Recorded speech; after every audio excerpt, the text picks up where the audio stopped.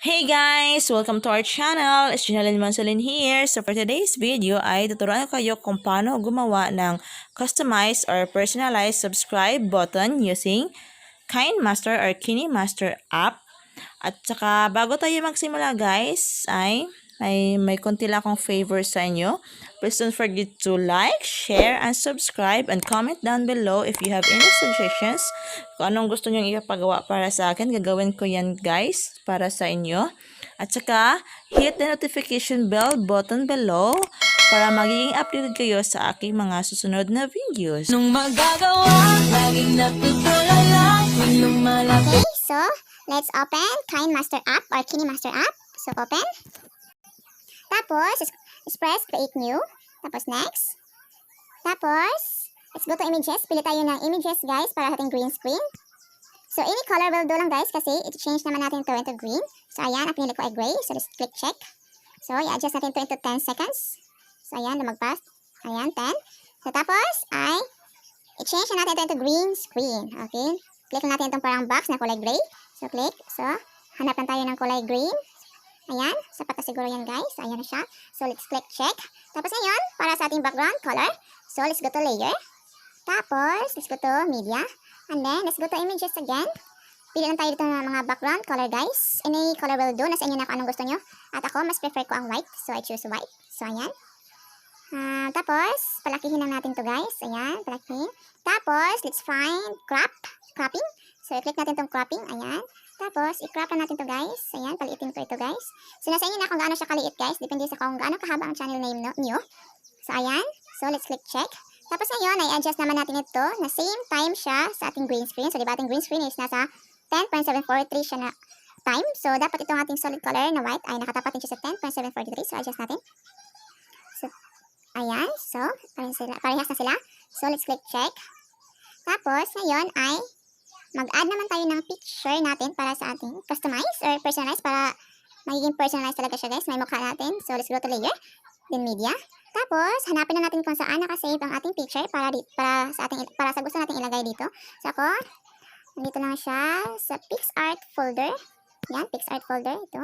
Kasi itong picture na kinuha ko guys ay inedit ko siya sa PixArt. So please comment down below if gusto nyong gumawa rin ako ng video on how to edit using PixArt.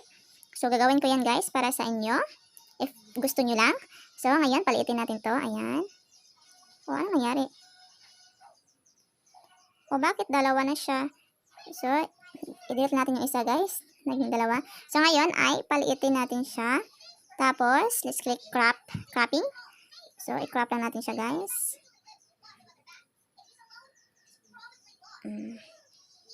Ayan, tapos, let's click mask. Enable na natin ang mask. Ayan. Tapos, may nakalagay itong shape. Pipili lang tayo dito ng shape. Nasa sa atin na kung anong gusto nating shape. So, marami ditong pagpipilian ng mga shape, guys. So, ako mas gusto ko dito bilog. So, ayan, bilog na siya. So, let's click check. So, ayan. So, drag lang natin, guys. Paliitin natin para magkasya. Oh, ano nangyari? So, ayan. Tapos, ngayon ay i-drag naman natin ito na same time din sa ating solid color at saka sa green screen. So, i-drag natin siya. Ayan. So, same time na sila. Next is, i-drag natin siya ng kaunti, guys. Ayan. Sa 1 second siya, guys. Tapos, ngayon, mag-add naman tayo ng ating channel name. So, nasa inyo na rin kung anong gusto nyo ilagay dito. So, ako, gusto ko channel name. So, let's go to layer. Tapos, text. Tapos, type natin ating channel name. My channel name is Janelle Mansolin Vlog. Ayan. So, click OK. So, hindi siya makikita kasi white ang kanyang color at white natin background. So, i-change natin siya. So, click natin itong white na box. Ito, white. So, hanap tayo ng pink. Gusto ko ng pink. So, ayan. I know. What happened? Pink. Because I love pink. Tapos, i-change naman natin ang ating font para may konti siyang art. A. Ayan. Pili tayo ng font. So, ako gusto ko nito. Click check. Tapos, drag natin. Ayan, so click check. So, i-drag natin ang time nito guys. Drag natin siya. Same time. Ayan, same na sila. Tapos, drag naman natin ng kaunti guys. Ayan. So, tapos, mag-add na tayo ng ating downloaded na subscribe button from YouTube. So, let's go to layer, media. Tapos, hanapin na natin kung saan nakalagay ang ating downloaded na subscribe button. So, ako, nakalagay siya sa sa ito, subscribe button. Ayan. So, tapos, let's go to chroma key. Enable natin chroma key para mawala ang kanyang green na screen, guys. Ating subscribe button. Let's go to chroma key. Enable. Then, move natin ng konti. So, ayan. Ayan. Let's click check. Tapos, ngayon ay paliitin na natin siya, guys. Ayan, paliitin na natin siya para mag-cash siya. Ayan. Ayan na siya. Let's click OK. So, try natin ha. Yeah. So, ngayon naman ay mag-add tayo ng animation.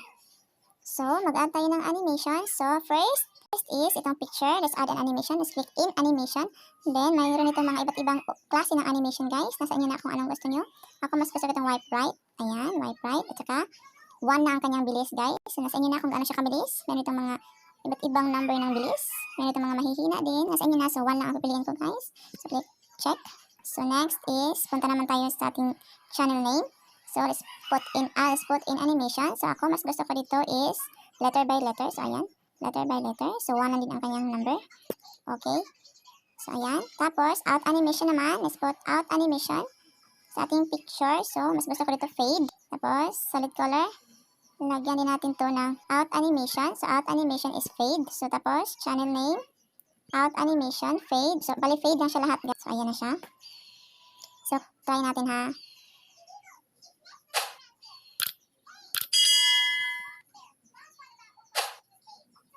So, ayan. Hindi pa siya masyadong maganda. Tapos ngayon guys, ay iti-trim na natin to. Try natin. So para pag-trim guys, so i-click na natin tong parang scissor or gunting. So, click natin yan. At since nasa right niya guys, ang dapat natin i-trim, click na natin tong trim to right of playhead. So, click. Ayan, so nag-trim na siya. Tapos, trim natin to. Trim, right playhead. Ayan. Try.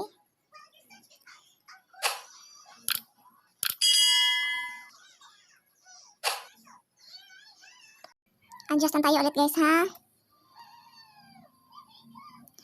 So, adjust natin ating green screen. I-trim natin to guys. Trim right. So, ayan. Tapos, pareho sila ng oras sa kanilang out animation. So, let's click out animation. And then, so, ang pinili kong animation, diba, fade. So, tapos, try natin ang 3.5. So, let's click check. Tapos, ito sa solid color na white, out animation, dapat 3.5 din siya. Then, fade, 3.5. Ayan. Tapos, ito, yung picture, out animation, fade, tapos 3.5. So, ayan, check. So, try natin kung maganda ba ang kanyang kinalalabasan.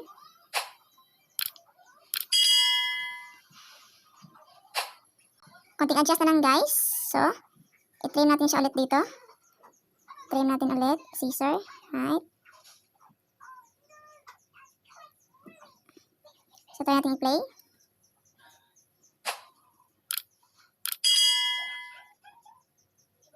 Ayan, perfect na siya guys. Tapos ngayon, i-export na natin. So, i-click natin itong parang may arrow up sa itaas. Arrow up na nasa inside the box. Click. Tapos, export. Skip. Tapos, hintayin na natin matapos siyang ma-export guys.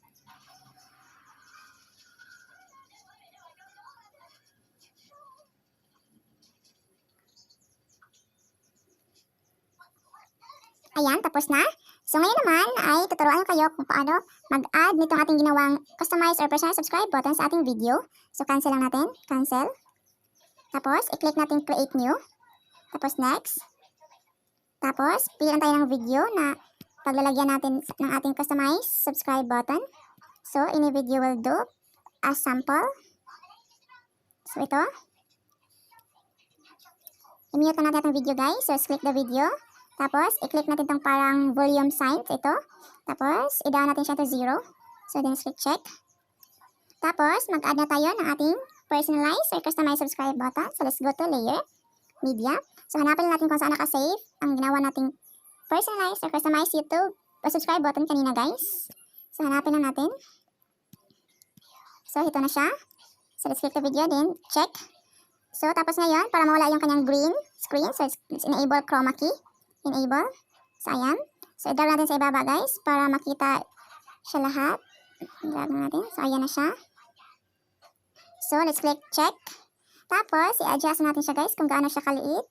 Nasa inyo na kung gaano siya kaliit guys. At saka, hanap din tayo ng tamang pwesto na mapaglalagyan natin. So, nasa inyo na rin kung saan nyo gustong ilagay.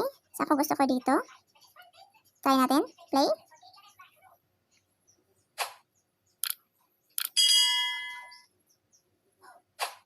So, ayan na siya guys.